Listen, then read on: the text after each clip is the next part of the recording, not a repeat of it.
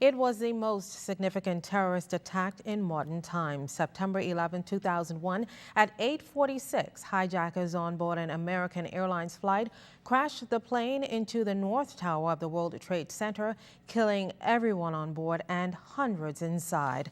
Then at 9:03, terrorists crashed the United Airlines plane into the South Tower, killing all.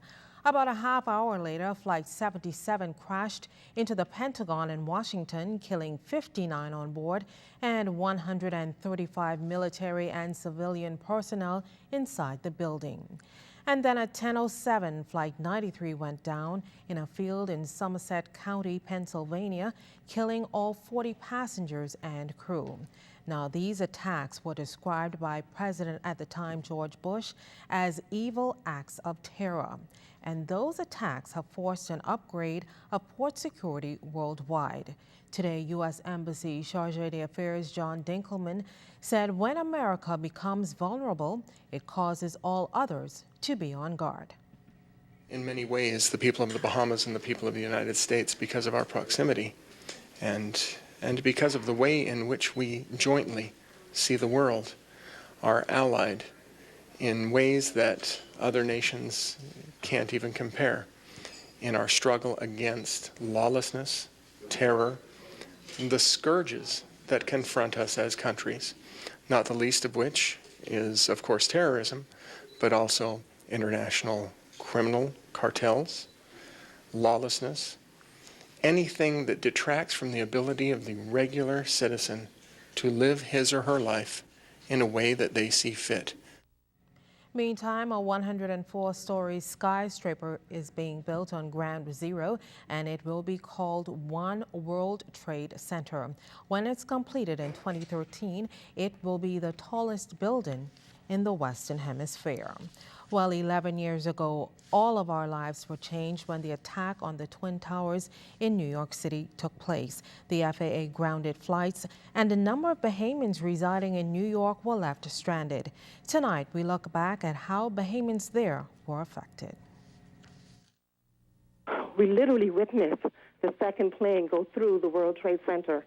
And at that point, I mean, people were crying on the bus.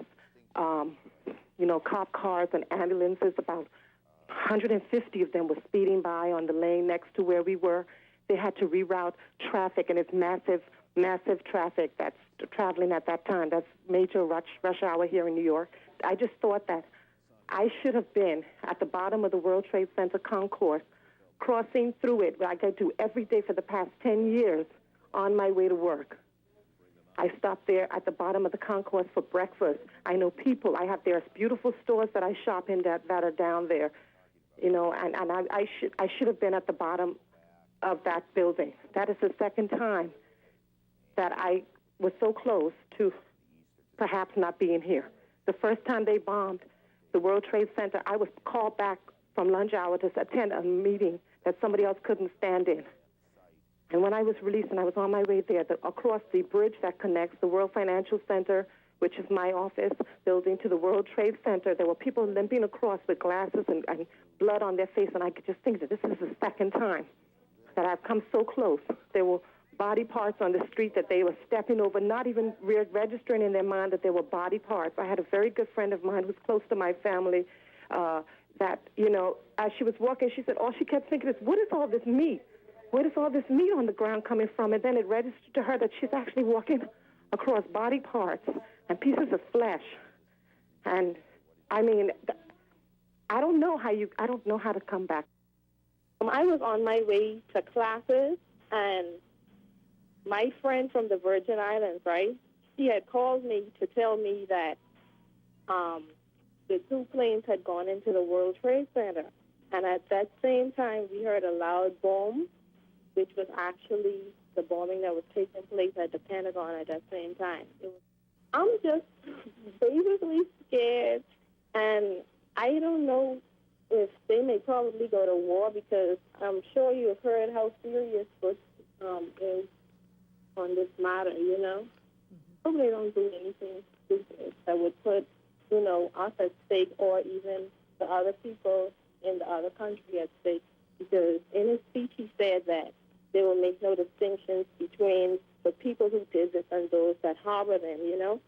I think they should get at them, but they also need to make allowance for the innocent people that may be in that country. You know, I don't think, I mean, too many people have died already.